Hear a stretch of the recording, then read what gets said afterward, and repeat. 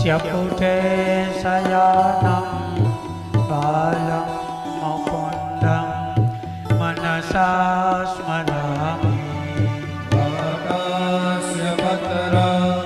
स्यपुटे शयानं बालं मुकुन्दं मनसा स्मरामि।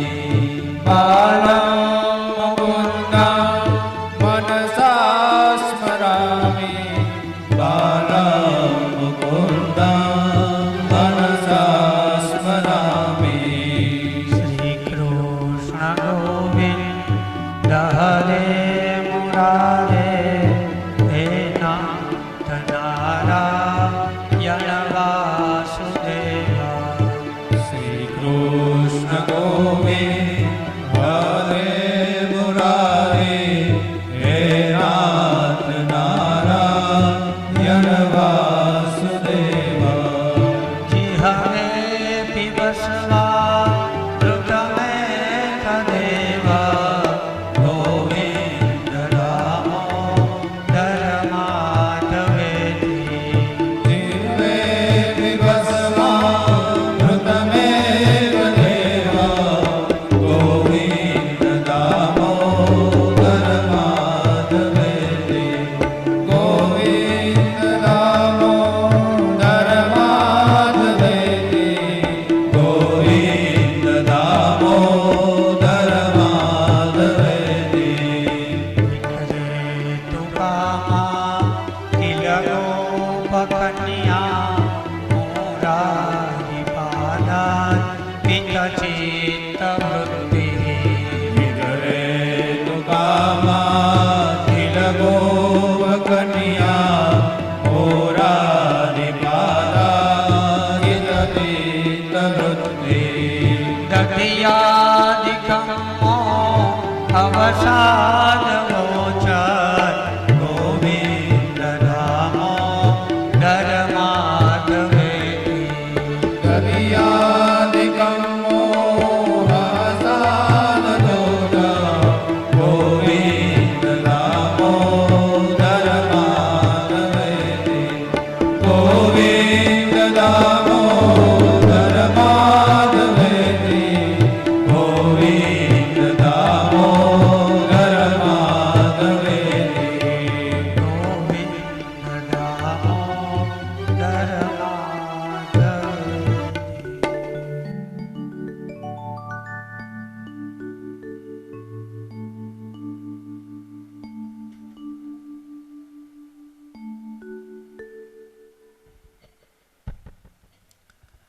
धर्मप्रेमी यजमान परिवार, मारा भूदेवो, संगीत मित्रों, श्रीमद् भागवत जी ना प्रारंभ ઉપર આપણે જઈ રહ્યા છીએ।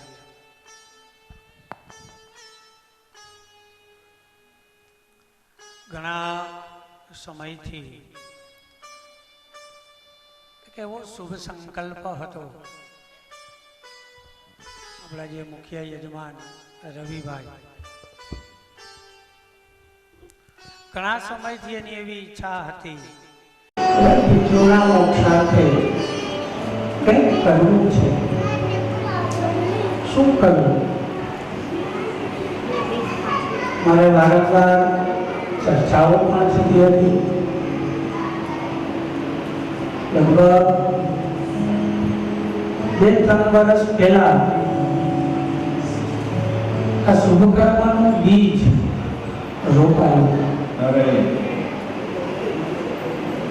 પણ સમય એવો આવતો ગયો કે આ ફળને, બીજને અંકુરિત થવાનો સમય મળ્યો નહીં। મહામારી આવી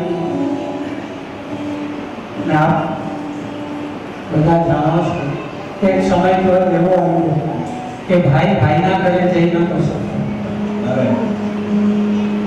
આ તો બહુ દૂર હતા, પહોંચી શકાય એમ નહીં। તો પિતૃઓના આશીર્વાદ ઘણો ભગવતીની કૃપા ગણો, ઠાકોરજીની કૃપા ગણો.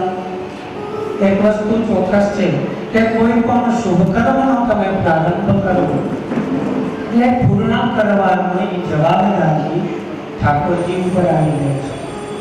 સંકલ્પ શુભ હોવો જોઈએ. શુભ સંકલ્પ કરો એટલે એની પૂર્તિ ઠાકોરજી ચોક્કસ કરે છે. એના ઉપર આપણો વિશ્વાસ હોવો જરૂરી છે.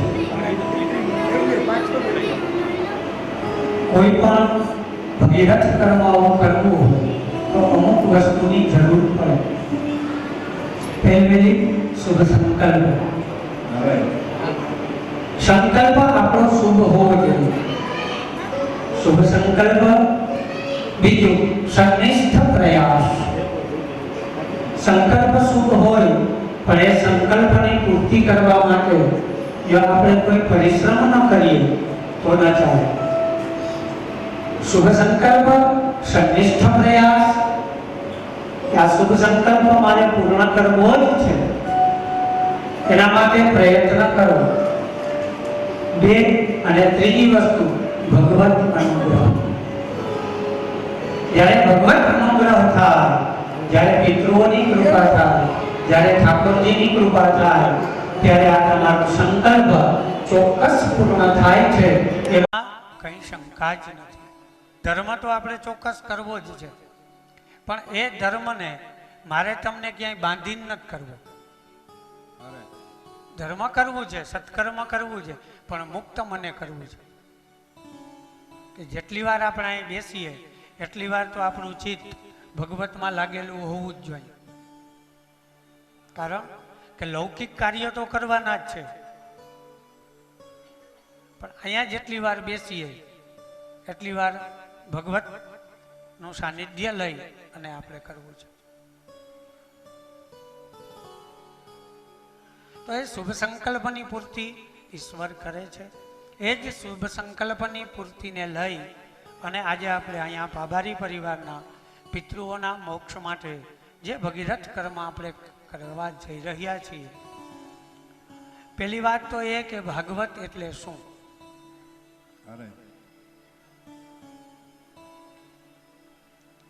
જે કરવાથી ભગવત પ્રાપ્તિ થાય, જે કરવાથી પિતૃઓનો મોક્ષ થાય. આપણા ઘરે ઘણી બધી કંકોત્રીઓ આવે છે. એમાં ક્યારેય એવી કંકોત્રી આવી કે આજે અમારા પિતૃઓના મોક્ષ માટે અમે રામાયણની કથા બેસાડીએ છીએ, કે મહાભારતની કથા બેસાડીએ છીએ, શિવપુરાણની કથા કરીએ છીએ. પિતૃની મુક્તિની જ્યારે વાત આવે ત્યારે શ્રીમદ ભાગવત જ આવે. તો મતલબ એ કે આ ગ્રંથમાં એવું કંઈક છુપાયેલું છે કે જેને વારંવાર સાંભળવા માટે હું અને તમે આપણે બધા બેસીએ છીએ, છતાં આપણને કંટાળો નથી આવતો. નહીંતર એક વાત આપણી પાસે કોઈ કરીને ગયું હોય, એ જ વાત બીજી વખત આપણી પાસે થાય એટલે આપણે એમ કહીએ કે ભાઈ હવે હમણાં કે થોડી વાર પહેલા જ અમને આ વાત કહી છે, હવે આ વાત બંધ કરી દો. કેટલીક વાત સાંભળવાથી કંટાળો આવે. હજારો વર્ષોથી આ એક જ ગ્રંથ લઈ અને આપણે અહીંયા બેઠા છીએ. વારંવાર પુનરાપિ નૈવમ નૈવમ ભાષયતિ સા ભાગવતઃ. એમાં દર વખતે કંઈક નવું જાણવા મળે એનું નામ ભાગવત. તો સ્વાભાવિક છે કે ભાગવત શું છે એનો પરિચય ભાગવત પોતે ના આપે. કોઈને આપણે ઓળખાણ આપ્યું હોય, કોઈ ઓળખાણ આપનાર વ્યક્તિ કોઈ ત્રીજો હોય. આપણે આપણી ઓળખાણ જાતે ના આપી કે હું ભાઈ આ છું. ઓળખાણ આપનાર વ્યક્તિ કોણ હોય? અલગ હોય. તો ભાગવતની ઓળખાણ મને અને તમને કોણ આપે? તો કે સ્કંદ પુરાણે 4 અધ્યાયો દ્વારા અને પદ્મ પુરાણે 6 અધ્યાયો દ્વારા ભાગવતજીની ઓળખ આપી. આજનો દિવસ આપણો કયો છે? મહાત્મ્ય. મહાત્મ્ય એટલે એની ઓળખાણ, એનો પરિચય કે આ ગ્રંથ શું છે. ને ભાગવત શ્રેષ્ઠ છે એ સાબિત કઈ રીતે થાય? આપણા 18 પુરાણો છે, બ્રહ્મસૂત્ર, ઉપનિષદ, ગીતા, આ બધું આમાં આવ્યું છે. શ્રીની ડિગ્રી માત્ર ને માત્ર 2 ગ્રંથોને જ મળેલી છે કે જેની પર આગળ શ્રી લાગે. એક શ્રીમદ ભાગવત અને બીજું શ્રીમદ ભગવદ ગીતા. આ બેને શ્રીની ડિગ્રી મળી. કારણ ભાગવતજીની અંદર જ્યારે ભગવાન સ્વધામ જવાના હતા, ઉદ્ધવજી આવીને કીધું કે પ્રભુ તમે જાશો તો આ સંસારનું શું થશે? આ સંસાર કોનો આશ્રય લઈ અને જીવશે? ત્યારે ભગવાને કીધું ઉદ્ધવજીને કે આ મારું ભાગમય સ્વરૂપ છે, હું મારું તેજ આમાં પધરાવું છું. ભાગવતનો આશ્રય લઈ અને કોઈ પણ માણસ જીવન જીવે તો એને ક્યારેય દુઃખ નહીં થાય, ક્યારેય શોક નહીં થાય, હંમેશાને માટે આનંદમાં રહેશે. અને વાત બહુ સાચી છે. ભાગવત તમે વાંચો ધ્યાનથી તો સંસારિક જીવનના જેટલી પણ ઉપાધિઓ છે, જેટલી કાંઈ પણ તકલીફ છે, એના તમામ રસ્તા શ્રીમદ ભાગવતજીમાં આપેલા છે. એનું અનુકરણ કરો તો ક્યારેય દુઃખ ન થાય. એટલે જ ભગવાને ઉદ્ધવજીને કીધું કે ભાગવતની કથા સાંભળીએ તો શું ના થાય? તો પહેલા તો દુઃખ, બીજું શોક. પણ થાય શું? ભાગવતની કથા સાંભળીએ તો કે સદાને માટે આનંદ થાય. આનંદ શબ્દ એવો છે કે આનંદ છે એ નિર્બંધ છે. આનંદનો કોઈ પર્યાય નથી. આનંદની પાછળ બીજો કોઈ શબ્દ લાગતો જ નથી. સુખ હોય તો સ્વાભાવિક છે કે એની પાછળ દુઃખ આવે. હર્ષ થાય તો સ્વાભાવિક છે કે એની પાછળ ક્યારેય શોક થાય. આનંદ એ નિર્દ્વંદ છે. ભાગવતનો જે આશ્રય લઈએ એટલે સદાને માટે આનંદ થાય, સદાને માટે આનંદમય જીવન જીવે, માટે આનંદ. તો ભાગવતનો આશ્રય લેવો. બીજી ડિગ્રી કોને મળી? ગીતાજીને, શ્રીમદ ભગવદ ગીતા. તો ભાગવતજીમાં ઠાકોરજીનું સ્વરૂપ છે એટલે ડિગ્રી મળી. અને ગીતાજી ભગવાને સ્વયં પોતાના મુખેથી બોલ્યા છે, માટે એને શ્રીની ડિગ્રી મળી છે. પદ્મપુરાણના, સ્કંદપુરાણના 4 અધ્યાયોને લઈ અને આપણે ભાગવતને સમજવાનો થોડો પ્રયત્ન કરીએ. મહાપ્રભુજીએ આજ્ઞા આપી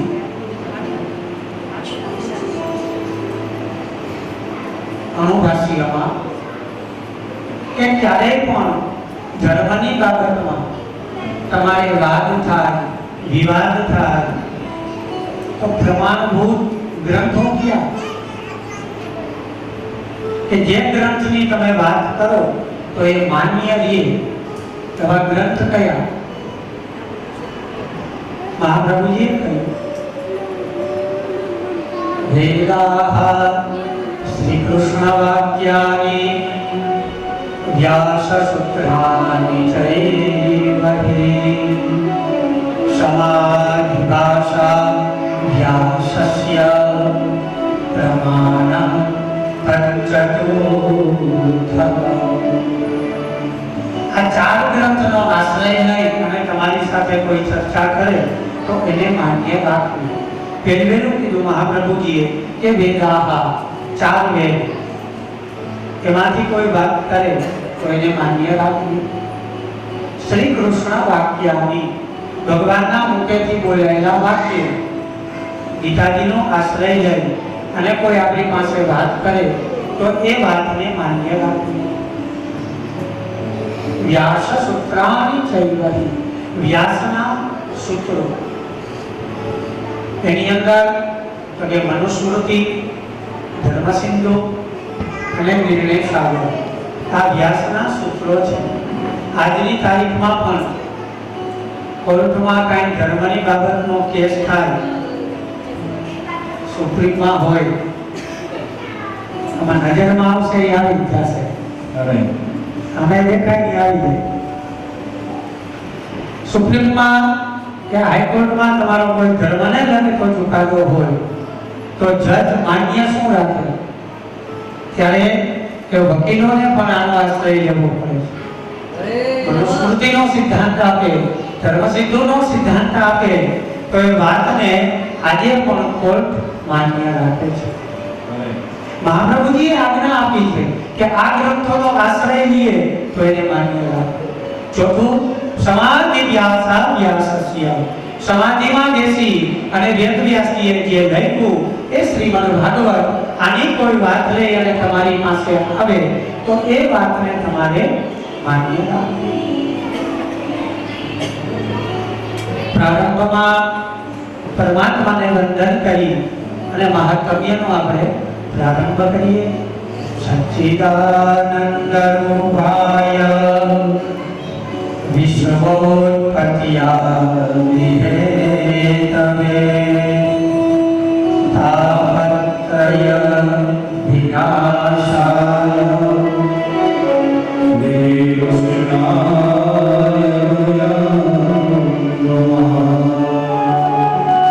સચ્ચિદાનંદ રૂપાય. ઠાકોરજીનું સ્વરૂપ કેવું છે? તો કે સત, ચિત અને આનંદ. આ ત્રણથી સુશોભિત માટે કહ્યું સચ્ચિદાનંદ રૂપાય. ઓળખાણ શું આપી? વિશ્વોત્પત્યાદિ હેતવે, જેનાથી આખું વિશ્વ ભરાયેલું છે. ભગવાનના ઠાકોરજીના બાલ સ્વરૂપની સેવા કરવી બહુ સહેલી છે. ઠાકોરજીની સેવા, બાલ સ્વરૂપની સેવા બહુ સહેલી, પણ આમાં જે બતાવ્યું છે એ સ્વરૂપની પૂજા કરવી થોડી અઘરી છે. કારણ કે વિશ્વોત્પત્યાદિ હેતવે, જે મહાભારતના યુદ્ધની વચ્ચે અર્જુનને જ્યારે શોક થયો અને ભગવાને જે વિરાટ સ્વરૂપ દેખાયું, અર્જુનને કહ્યું કે હું તો આમાં રમકડું છું, બાકી આ કરતા તો બધું હું છું. એ જે વિશ્વ સ્વરૂપ દેખાયું, વેદો જેની સ્તુતિ કરે છે. સહસ્રશી રેખા પુરુષઃ સહસ્રાક્ષઃ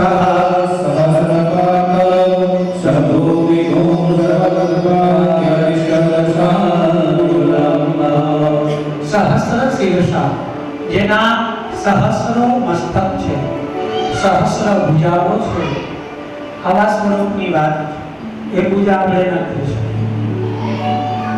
પણ અહીંયા બતાવ્યું વિશ્વોત્પત્યાદિ હેતવે તાપત્રય વિનાશાય. ઠાકોરજીનું સ્વરૂપ કેવું છે? ત્રણ તાપમાંથી મુક્તિ આપે: આદિદૈવી, આદિભૌતિક અને આધ્યાત્મિક. સાવ સીધી ભાષામાં જાય તો આદિ, વ્યાધિ અને ઉપાધિ. એવા શ્રી કૃષ્ણને અમે નમસ્કાર કરીએ છીએ, ભગવાનની સ્તુતિ કરી અને સુખદેવજી મહારાજની પણ સ્તુતિ કરી છે. યં પ્રવ્રજन्तમનુપે તમપે તકૃત્યં વૈપાયનો વિરહકાતરા ઉત્તરે હિતન્મયતયા તરવો વિનેકો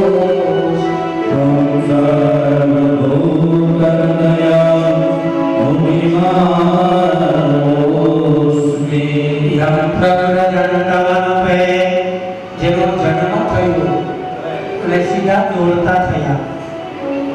સુખદેવજી મહારાજનો જન્મ થયો તરત જ એ દોડવા લાગ્યા.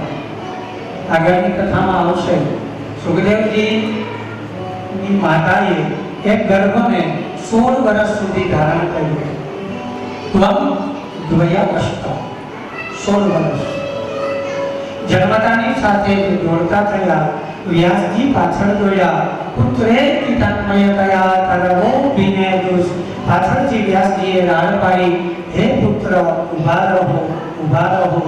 ત્યારે સુખદેવજીએ જવાબ ના આપ્યો, પણ તરવો વિનેદુષ, ઝાડવાઓએ જવાબ આપ્યો. એ સમયે સુખદેવજીને વંદન કરી અને વ્યાસજી નૈમિષારણ્યમાં ઉપસ્થિત થયા. નૈમિષે સુતમાસીના મમી વાદ્ય મહામતે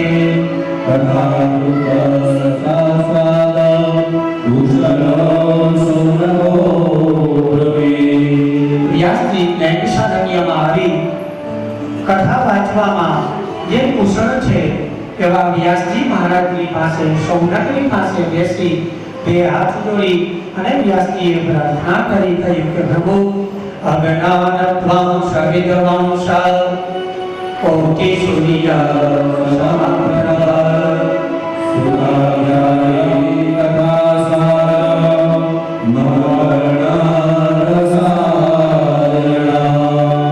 વ્યાસજીએ કહ્યું કે પ્રભુ અગણાનત્વં સવિદ્વંસ આ કરોડો જન્મનો મારો જે અંધકાર છે એ અંધકારનો નાશ કરવા માટે કોટિ સૂર્ય સમપ્રભ જેમ પૃથ્વી ઉપર અંધકાર હોય સવારે સૂર્યનો ઉદય થાય અને અંધકારનો નાશ થાય એ જ રીતે પ્રભુ તમે પ્રગટ થયા છો તો મારો આ જે અંધકાર રૂપી મારું જ્ઞાન છે એનો તમે નાશ કરો.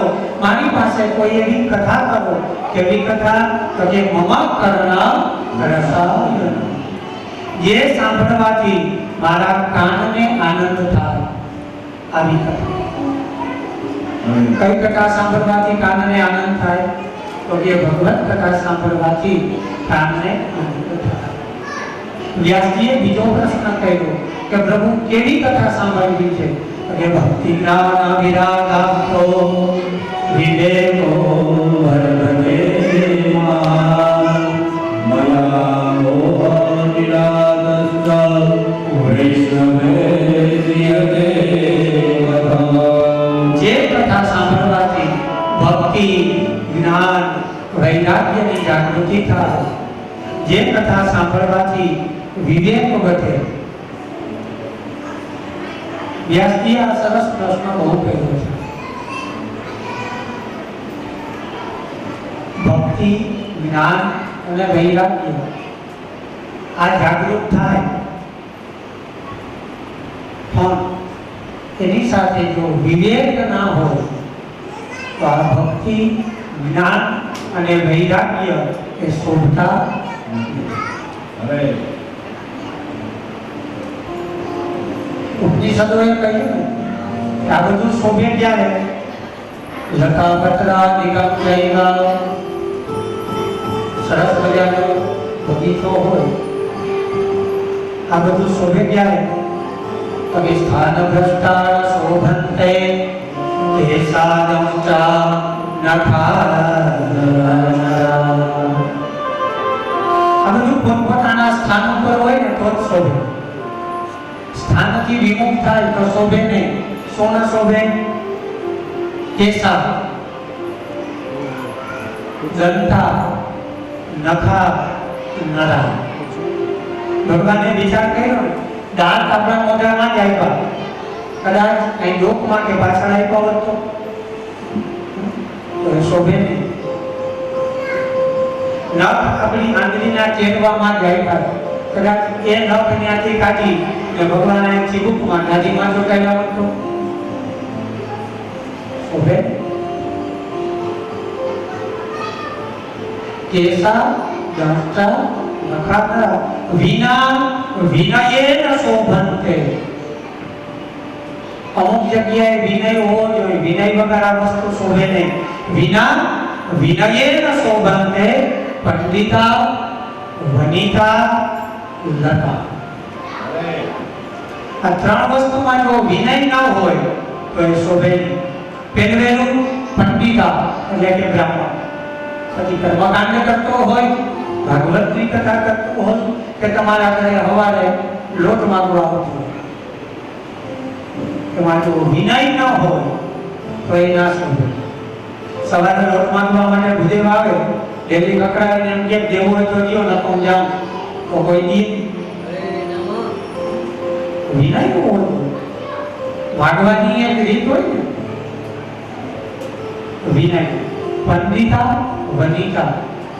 વનમાં આપણે ફરવા જાય તો એ વન સરસ મજાના ઝાડવા હોય, ફૂલ હોય, તો એમાં આપણને બેસવાની ઈચ્છા થાય. બાવેડાનું જંગલ હોય એમાં કોઈ દી આપણે ફરવા જાય.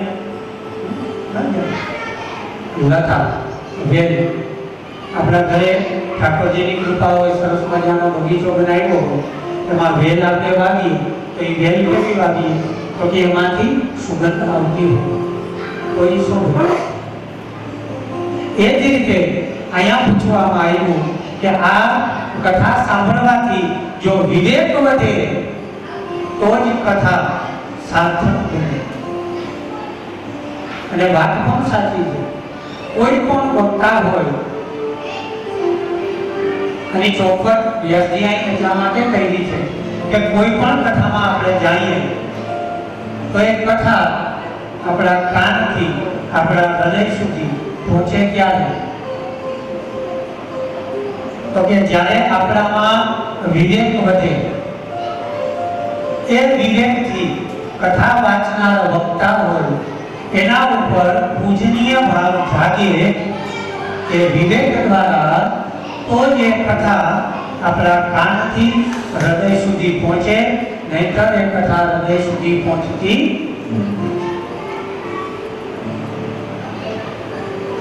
વ્યાસજીએ કહ્યું માયા મોહ નિરાસશ્ચ વૈષ્ણવે ક્રિયતે કથમ ઇહ ભૂરે અનૌભાયો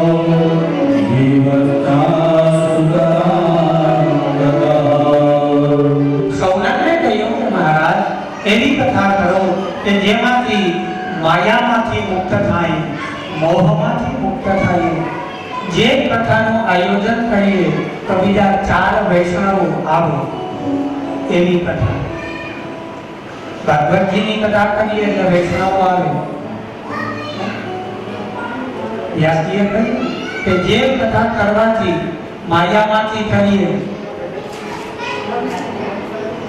મોહમાંથી મુક્ત થાય, આવી કથા હોય ને તો વૈષ્ણવ આવે. કાલે જ અમે બેઠા હતા, હાસ્ય વિનોદમાં અમારે વાત થઈ હતી.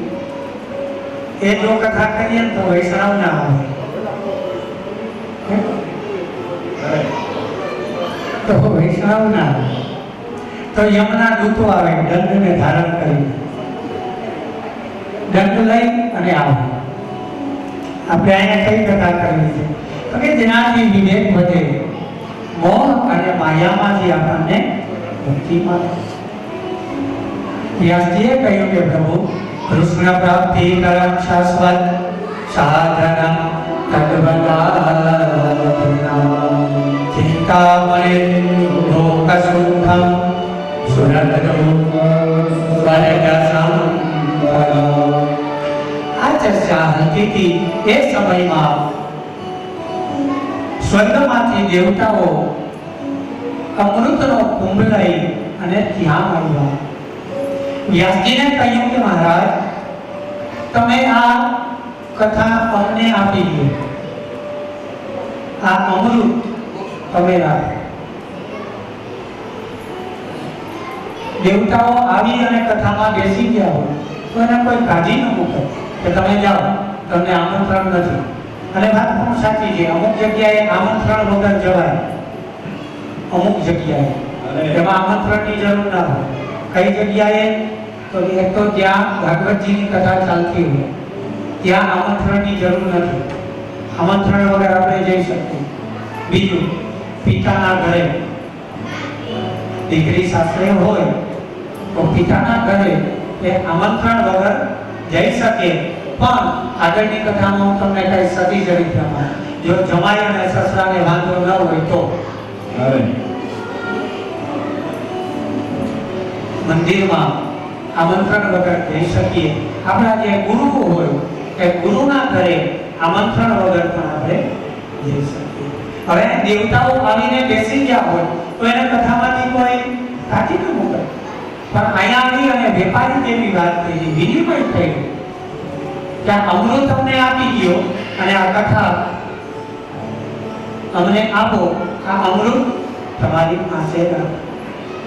કારણ ચિંતામણે લોક સુખમ સુરધરો સ્વર્ગ સંપદ.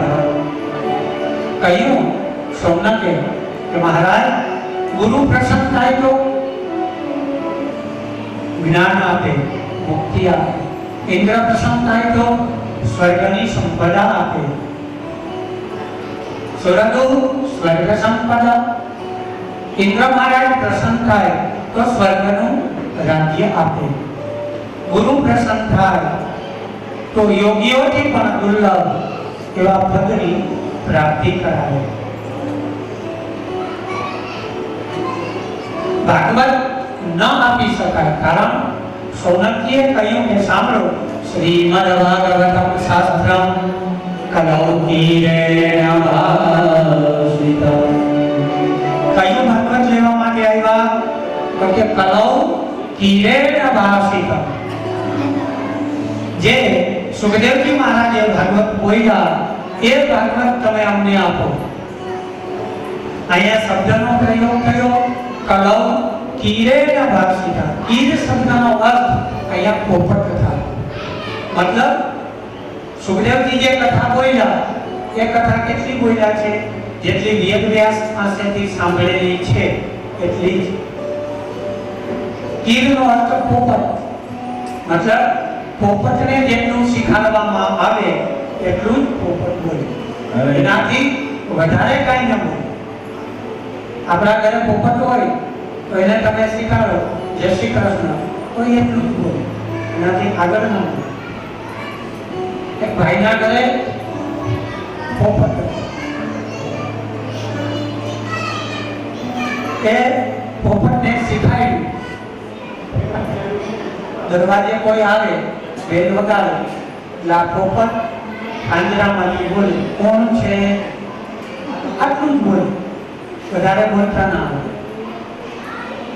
એક વખત આ ગરદનને બે માણસને ક્યાંય બહાર જવાનું થયું. ઘરને તાળું મારી બહાર ગયા તો એના કપડા ધોવા માટે કોઈ ધોબીને આપેલા. કપડા લઈ અને ધોબી આવ્યા, બેલ વગાડી, અંદર આ ગરદની નતા. બેલનો અવાજ સાંભળ્યો એટલે પોપટ બોલ્યો, કોણ છે? બહાર આ ધોબી ઉભો તો એને કીધું, ભાઈ હું ચીમન ધોબી. થોડી વાર ઊભા, દરવાજો ખુલ્યો નહીં. ફરીથી બેલ વગાડી, પાછો અવાજ આવ્યો, કોણ છે? ભાઈએ કીધું, હું ચીમન ધોબી. થોડી વાર આવો સંવાદ ચાલુ થયો. એટલી વારમાં આ મોટી ઉંમરનો ધોબી હશે, રાડો પાડી પાડી અને બેભાન થઈ ત્યાં દરવાજા પાસે પડી ગયા. રાત્રિનું અંધારું થયું. ગરધણી આવ્યા, અંધારું હતું. આ ધોબી ત્યાં બેભાન થઈને પડ્યા હતા. ઠેસ લાગી, ગરધણીને પડી ગયા અને ગરધણીથી બોલાઈ ગયું કે કોણ છે? આ ધોબી બેભાન હતો એ ન બોલ્યા, પણ અંદરથી પોપટે કહેવા લાગ્યો કે હું ચીમાન ધોબી.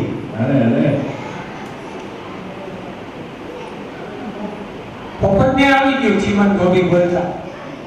કહેવાનો અર્થ, મેં અને તમે આપણે ઘણી બધી કથાઓ સાંભળી છે. તો જો પોપટ આટલી વારમાં બોલતા શીખી જતો હોય તો અહીંયા આપણે બેઠા બેઠા કેટલી કથાઓ સાંભળી છે. એટલા માટે જ ભેગાને કીધું કે વિવેકો વર્ધતે મહત. કથા સાંભળવાથી જો જીવનમાં વિવેક ન વધે તો સમજી લેવું કે આપણે કથા સાંભળી જ નથી, માત્ર ને માત્ર વ્યવહાર સાચવવા માટે જ ગયા છે. સુખદેવજીએ કહ્યું, સુતપુરાણે કે મહારાજ તમારી આ કથા છે એ કેવી છે? તો કે કાચના કટકા જેવું તમારું આ અમૃત છે. અમારી જે આ કથા છે એ કથા તો મણી જેવી છે.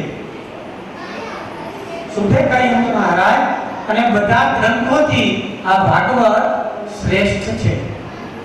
દેવતાઓને સંતોષ ન થયો, બ્રહ્મલોકમાં ન જઈ બ્રહ્મ સત્યલોકે તુલામ ભગવા ભોલયન સર્વસાધના.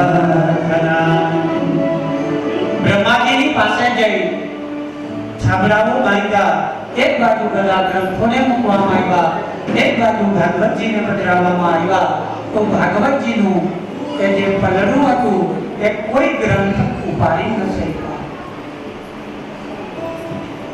ભાગવતજીને શ્રેષ્ઠ ગણવામાં આવ્યા. સૌનક મહારાજે કહ્યું કે મહારાજ, લોક વિગ્રહ મુક્તસ્ય નારદા અસ્થિરસ્ય ચ. મેં એવું સાંભળ્યું છે કે અસ્થિર એવા નારદ થોડો સમય 7 દિવસ સુધી રોકાણા, તો એનું કોઈ ચરિત્ર હોય તો તમે મારી પાસે કહો. શુદ્ધ પુરાણે કહ્યું કે એક વખત નારદજી પૃથ્વી ઉપર પરિક્રમા કરવા માટે નીકળ્યા છે. તો એ સમયે રસ્તામાં 4 કુમારોની સાથે સમાગમ થયું. સનત કુમારોની સાથે નારદજીનો સમાગમ થયો.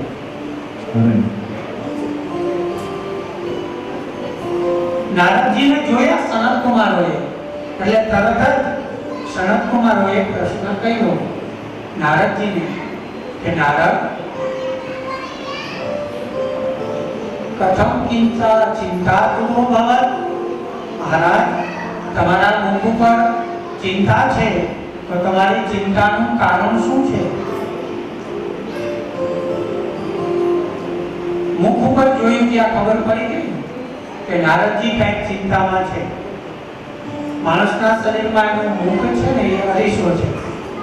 મોઢા ઉપર જોઈએ ને એટલે ખબર પડી જાય કે આની હારે વાત કર્યા જેવું છે કે નહીં.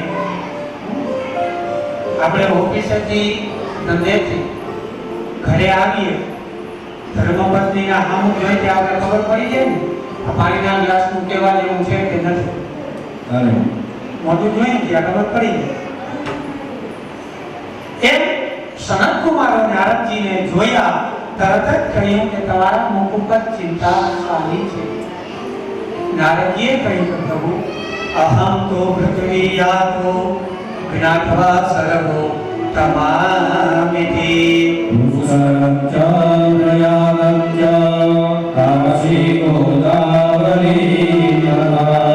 હરિક્ષેત્રમ કુરુક્ષેત્રમ શ્રીરંગમ સેતુબંધનમ.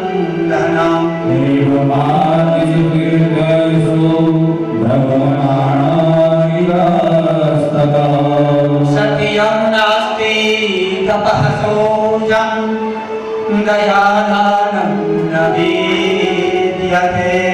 ઉદરમ બ્રહ્મણો જીવા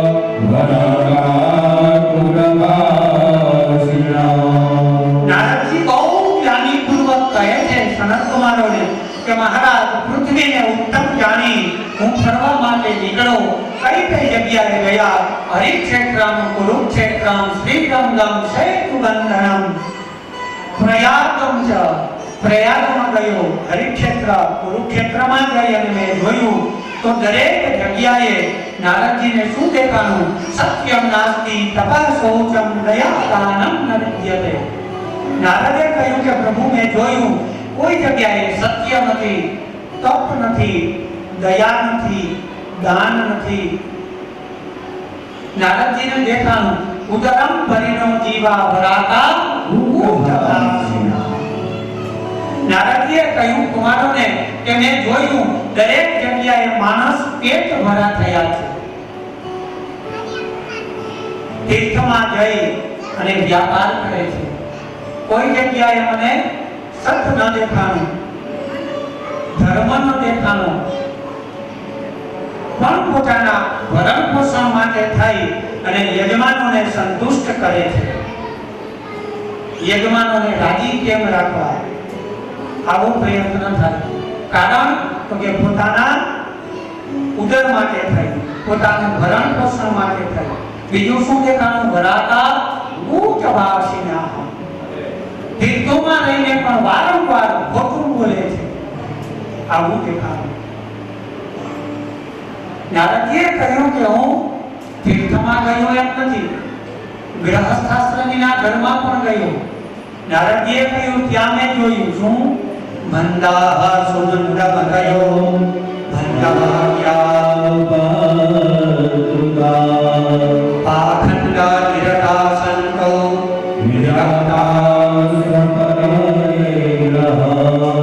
નારદજીએ કહ્યું કે મેં ગૃહસ્થાશ્રમીમાં સંન્યાસીઓમાં જોયું તો સત્ય નથી, દયા નથી, એટલે મેં ગૃહસ્થાશ્રમીઓના ઘરમાં જોયું તો ત્યાં શું દેખાણું?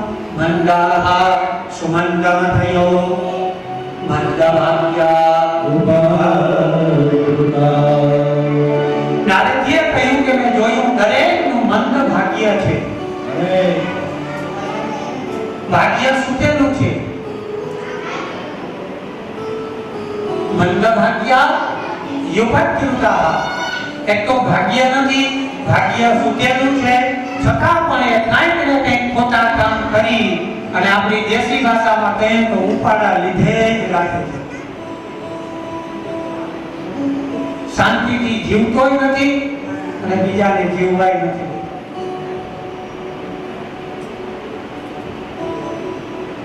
નારદજીએ કહ્યું કે એનાથી આગળ મેં જોયું.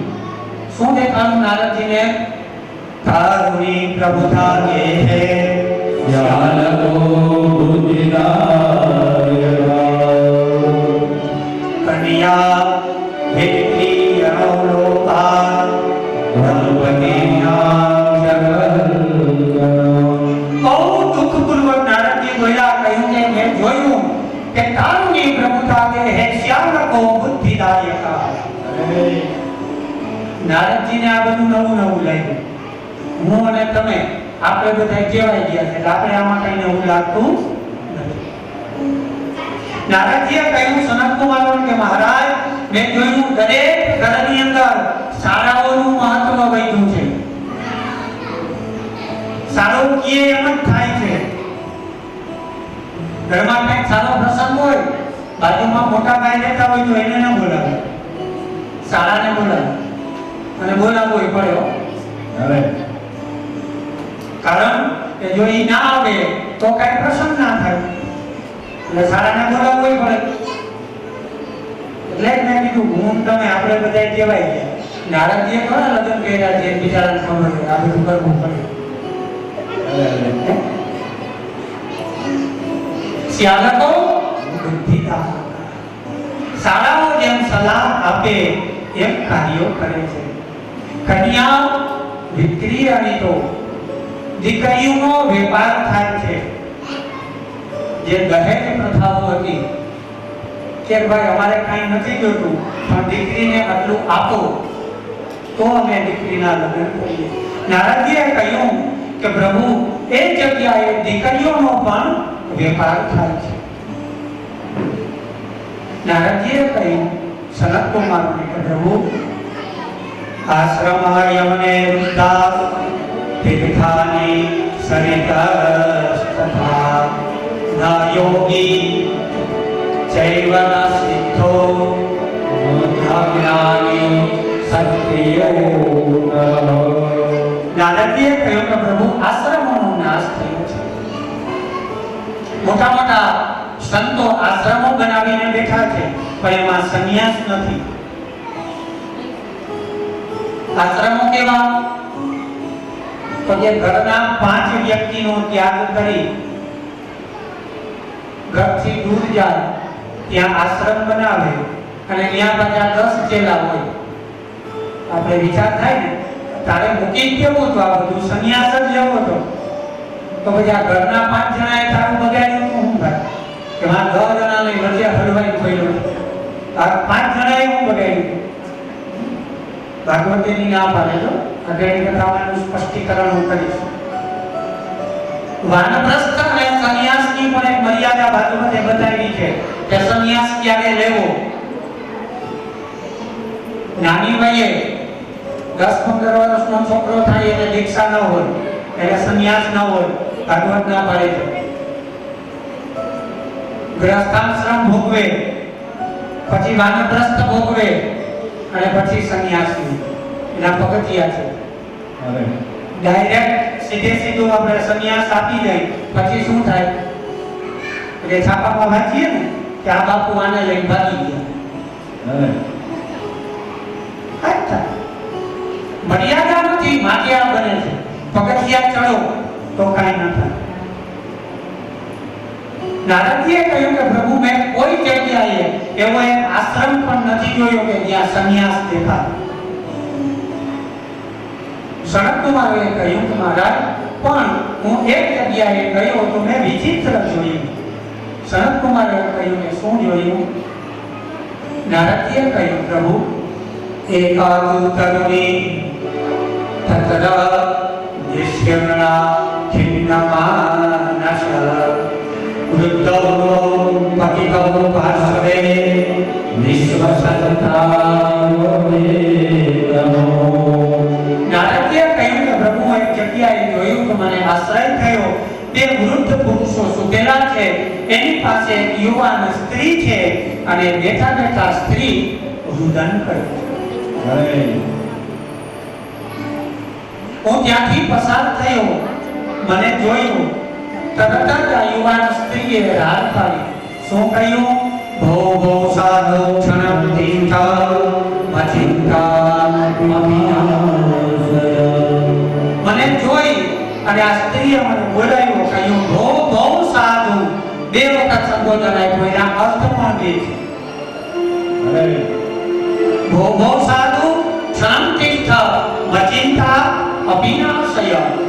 એ મહારાજ ઉભા રહો, ઉભા રહો. કારણ તો એક તો તમારા દર્શન માત્રથી મારું દુઃખ દૂર થશે. બીજું સંબોધન એના માટે હતું કે તમે ઉભા રહેશો તો મારી જે આ તકલીફ છે, મારા પુત્રોને જે પીડા છે, એ પીડામાંથી એને મુક્તિ મળશે.